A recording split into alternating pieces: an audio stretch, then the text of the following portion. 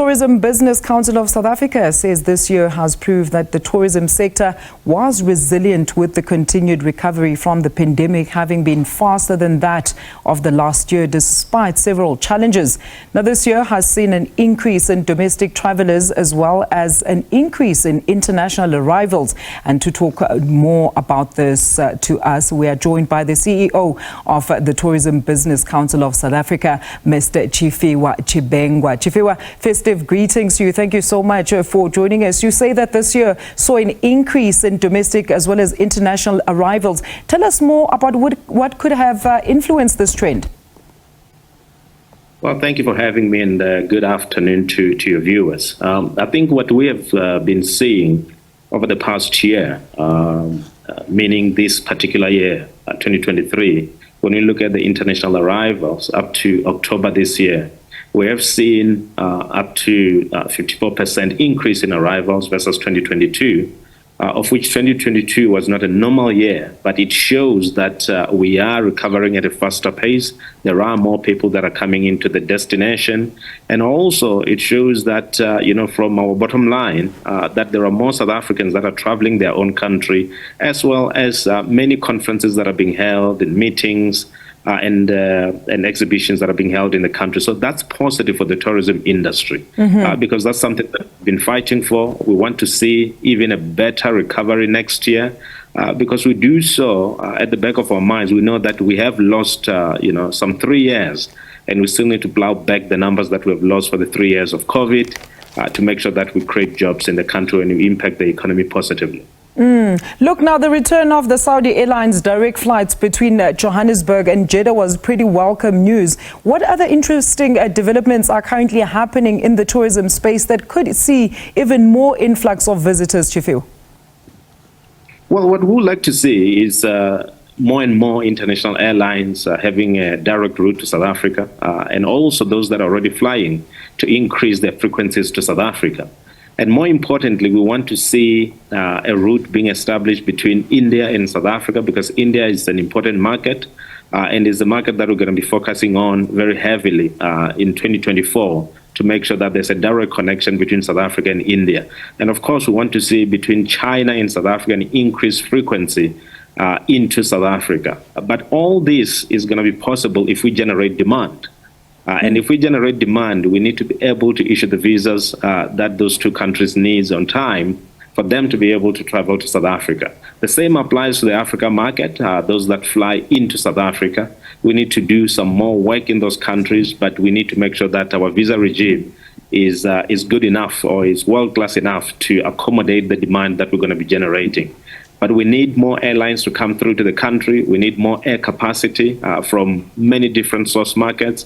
We want to see increased frequencies from Europe, increased frequencies from North America, and of course, South America has to come on board as well in terms of the increased frequencies. So that's something that is positive for us and something that we need to work towards to make sure that as a destination that's considered long haul, meaning that we're far from the source markets that we want to attract, we need to have as many airlines as possible flying into the country, and therefore it's going to have a positive impact on the prices when people decide to fly to South Africa.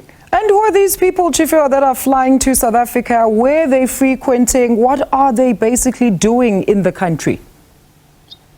Well, we are seeing, a rebound in terms of Europe. We have seen that between January to October this year, Europe has increased by almost 47%. If you look at North America, it has increased by about 44% or close to 45%. And many other places are increasing as well. So we want to see the source markets that are our traditional markets that we've been servicing for years to return back to South Africa in large numbers than COVID numbers. In other words, let's match the 2019 figures and beyond for us to see the economic growth. Now, there's also emerging markets that I've talked about. China and India are very important for us to reach the goals that we want to reach by 2030. We have spoken about the 21 million tourists by 2030 and creating additional 2 million jobs. It means that we need to have the new markets, China and India, growing at a faster pace than what we're doing at the moment.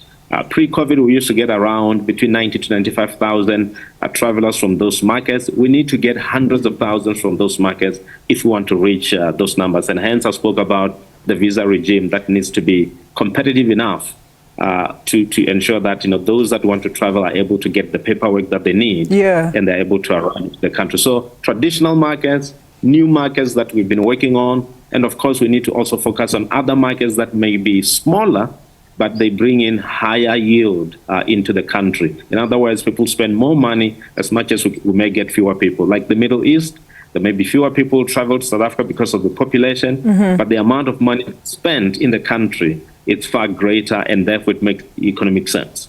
All right, and I'm interested in knowing what these people are doing in the country, where they're frequenting Tshifhiwa, and where are they coming from, because we also can't ignore that there's still a lot of inherent challenges that are currently plaguing the sector. We have beaches that are currently closed in key holiday metros, the deteriorating water quality, as well as load shedding, which leads to loss of business. Talk to us about these and what mechanisms are currently in place to speedily resolve these problems. Well, South Africa is still a preferred destination, and the reason why people are traveling in larger numbers than the previous year is because we have a lot to offer, and we're also value for money type of a destination. So a lot of people do, of course, come for safari experience across the country. There are those who come to see our beautiful cities, from Durban to Cape Town to Johannesburg, and many other secondary cities that we have in the country. And also the experiences that we have to offer, from adventure experiences to food tourism type of experience, to wine experience, and many others that we have in the country that we always showcase in the international markets. Of course, the challenges that you have mentioned are there, and we do know that they will continue to be there in the next year. What we would like to see is those challenges being addressed in a robust way and be fixed, so that we can be able to do tourism in a much smoother way than what we were doing before. So for us as a destination, we've got from the beach to the mountain, to the safaris, to gourmet cuisines, to world-class, nightlife, restaurants, and many other things that people travel for or travel to do in the country from experience point of view. We have everything that anyone wants to do in a destination. So we will continue and people will continue to come. We just need to solve the challenges that we have, and we need to make sure that as a destination we are competitive, we're able to offer what we promise without, deteriorating the experience through load shedding and many other things that we have. So we need to fix our challenges. Great outlook there from the CEO of Tourism Business Council of South Africa, Mr. Tshifhiwa Tshivhengwa.